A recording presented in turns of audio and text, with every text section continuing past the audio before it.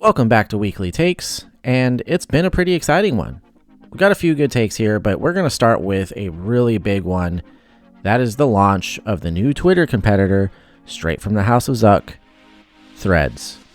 That's right, we got the surprise, actually kind of a surprise launch, of Facebook, or Meta, obviously the home of Instagram as well, bringing Threads to bear against Elon Musk's Twitter. And so far it's been quite successful, actually. They had millions and millions of users straight out the gate. The fact that they kind of have a built-in subscriber base with Instagram actually is pretty smart, and it helps for sure. However, considering the last update I saw was that it was crossing 90 million signups, that's pretty impressive, especially within the first week, and I'm sure it's only going to get bigger.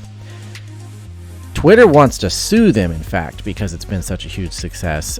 They're alleging that some sort of proprietary information was used, blah, blah, blah. Honestly, though, for this launch to be this smooth and operational, and the app to be in as good a shape it is with the structure it has, I feel like that's really not the case. I feel like they've been working on this for a lot longer than people might think. I'm sure that'll come out at some point. But again, we are talking Meta, aka Facebook. This is a huge company, one of the biggest in the world. Incredible amounts of resources and technology that they can bring for something like this. So the fact that this happened, I think, is kind of inevitable. I think that there's always been a need for a competitor to Twitter. I think Elon Musk probably knew that, but knew it was kind of easier if you hadn't been already building that thing to just buy Twitter and then make it into more of what you want. Now, I do like Twitter and I do like Elon Musk, but as I stated in my episode last week, which you should check out in the playlist for Weekly Threads, I think Elon Musk in many ways is actually kind of dumb. He's a really smart guy, but he's not, in my opinion, he's not really intelligent. He's very knowledgeable. He knows how to do things, but there's a lot of times where he doesn't seem to be able to take information and make a choice that makes sense, like on the fly. And he makes a lot of his decisions on the fly. Anyways, I do think there's things he's done very well for Twitter. Community notes is one of the coolest things I've ever seen on a website. I love seeing news outlets and quote-unquote journalists and media and all this sort of thing, and even just regular people get fact-checked, on the spot by the community, not by some, narrative-driven media outlet over here, but by the community who can actually provide sources and links for the note and say this is why they're wrong, or this is why this is exaggerated or out of context, whatever. And I do like the fact that they quote-unquote democratized, the blue check mark thing, where everybody has the opportunity if they pay for verification and all these features. That's great, because it also took some of that crap away from the, we'll call them elites, but, the influencers, the brands, the celebrity types who thought that somehow that blue check mark made them special. And unfortunately, that's probably my biggest problem with Threads at this point, is a lot of what you're exposed to is basically blue check marks. And it's really, really inane crap. And I'm already starting to see the likes of George Takei and some of these others on there. But as with Twitter and almost every other social media, you actually do have a lot of control over how the algorithm gives you information or interaction on your feed, simply by how you interact with things, what you like, what you comment on, who you follow. And just for shits and giggles, basically, I followed AOC, Alexandria Ocasio-Cortez, just because I thought it would be amusing. It's just kind of meme worthy. And then suddenly my feed was full of leftist celebrities and stuff like that. So I was like, whoops. Kind of had to go on a muting spree there. But there's definitely things to like about Threads. If you have an Instagram profile, you basically can immediately sign up and import your follows and all that kind of stuff. See who from your Instagram is on Threads. So it's very well thought out in a lot of ways. And there's a few features on the way that will just kind of beef it up even further and add to the momentum. Our second subject is going to be the upcoming movie Oppenheimer from Christopher Nolan. This movie actually looks really cool. Supposedly there's no CGI used in it, and it covers the drama surrounding the development of America's first nuclear weapons. And of course we know that was Robert Oppenheimer responsible for that, so this is kind of telling his story and everything that went on with his life and all the, seems like the politics and other drama that surrounded this whole thing. It is in fact an R-rated film, and there's probably language, and of course you're seeing a nuclear bomb and explosives blowing things up. I don't think the weapon has anything to do with it. You're not probably going to see death, though that's possible. I haven't seen the film. Anyways, no, apparently the R rating primarily seems to come from the fact that there is full nudity in the movie. There is apparently not just full nudity, but prolonged nudity. So basically what you have here is there's a love triangle that, it's not a spoiler, it's part of history, but between Oppenheimer and his wife, who's played by Emily Blunt. Oppenheimer, of course, is played by Cillian Murphy. And then, of course, his on-again, off-again mistress, ex-fiancée Jean Tatlock, played by Florence Pugh. I think that's how you say her name. Anyways, Nolan's apparently really proud of this section. He says it's as strong as I've ever done. But yeah, the movie has a sex scene in it, and it's quote-unquote from The Guardian, prolonged full nudity. And then it says there are also, quote, complicated scenes with Blunt. We don't really know what that means, but they're described as pretty heavy. So I know it's a drama and kind of sort of a biopic situation here. So human drama is going to be part of the film. But I also feel like, I don't know, just kind of unnecessary. Like I said, I have not seen the film.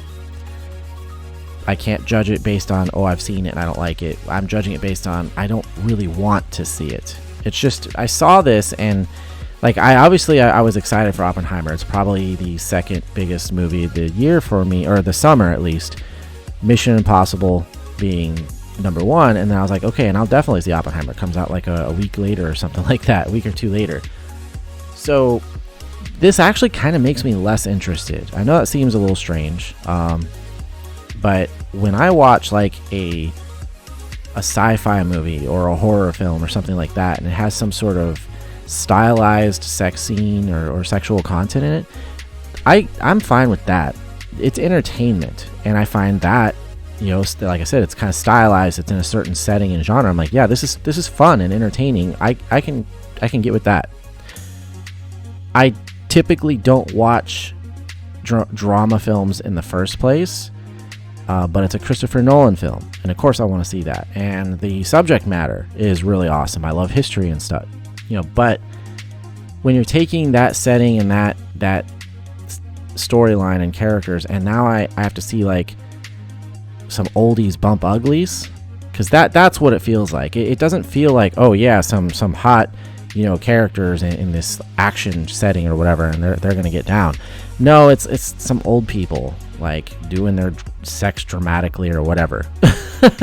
it just really is not appealing in any kind of way to me. So, and if it's going to be prolonged full nudity, I'm not really looking to see Cillian Murphy's junk in IMAX. I honestly, like I said, it does make it less appealing of a theater go for me. And the more that, the closer that Mission Impossible gets, I know I'm going to see that movie multiple times. Maybe I'll end up using that money to just see Mission Impossible again. I don't know. Like I said, it's just a little disappointing to me. It doesn't feel like it was something that was necessary. They could have easily, a friend of mine, Lessons with Mike, he actually commented on my thread saying, yeah, they could have just walked off screen and behind closed doors and implied what was happening and moved on. And maybe, I would have been better with that. Like I said, I know that this kind of thing is, maybe it's par for the course with a biopic, drama film. But I feel like a lot of people that wanted to see Christopher Nolan that's not not Christopher Nolan, excuse me, that wanted to see a Christopher Nolan movie and it's, about the development of the nuke and stuff, like that's not really implied as part of the movie in the trailers and as part of the tone. So I'm not really looking forward to that. As I often like to do, we're going to finish strong here with Mission Impossible Dead Reckoning Part 1. Obviously, that is launching this coming week, Wednesday, in fact, and I 100% plan to go see it in Screen X, which is a really awesome format that I was first exposed to for Top Gun Maverick last year. Screen X essentially extends the image to your peripheral vision. Some parts of the film will actually have extra scene that was recorded to put, along the side there, or they find a way to kind of like almost like stretch the edges of the image a little ways onto the walls, essentially, and the roof. But when they do it with specific scenes, like in Maverick, they had some like this. It was incredible. There were so many times when you watch that movie, you already felt like you were in the cockpit of the jets, and this took it a whole step further. The sound is fantastic. The additional peripheral vision, that's really cool. It really helps immerse you into the action. And Mission Impossible Dead Reckoning is going to launch in Screen X. And honestly, I love IMAX, but my first choice is definitely going to be seeing it in Screen X. That may be the main way that I see this movie, because I will see it multiple times, as I said previously. Once again, though, we look at this, and this is the second summer in a row where possibly the biggest film of the summer and the biggest star of the summer is Tom Cruise. And we're just not seeing that from anybody else. There are other films that have Hollywood stars in them. They have big names in them, but it's just not the same thing. Tom Cruise at this point sells a movie. I mean, he has for many years now.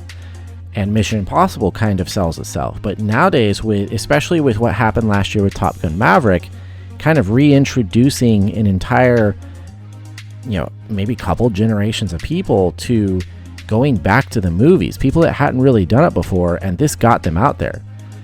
There was an older crowd that went to see this, and there was even, the younger people who went out to see this. It was just overall, Top Gun Maverick pulled people across the age demographics to see it, and they thoroughly enjoyed it. And this, so far, Mission Impossible, it's showing a 99% on the tomato meter, and it's got well over 100 reviews on there. Again, I'm not a huge fan of the media and their reviews of things, but it is nice to see that it's what we would expect from this movie, just like with Maverick last year. There is a couple times here and there, where the movie is just that good of an experience, that the professional reviews and the reviews of the people who matter sync up with each other. So in this case, being a big Tom Cruise summer blockbuster, being Mission Impossible, which especially with Fallout, the last one, but really the entire series as a whole has just consistently been the best mainstream film series of the last 20 years. I mean, the worst film in the series is probably Mission Impossible 2, and even if you go back and watch Mission Impossible 2, especially compared to today's films, but even back then, it was a good movie, a good, solid action movie. And the thing is it took chances. It did different things stylistically. It did different things with, the way they shot the action, the way they moved the story along. As a whole, it took chances, which is something you just don't see in modern cinema. It's extremely rare.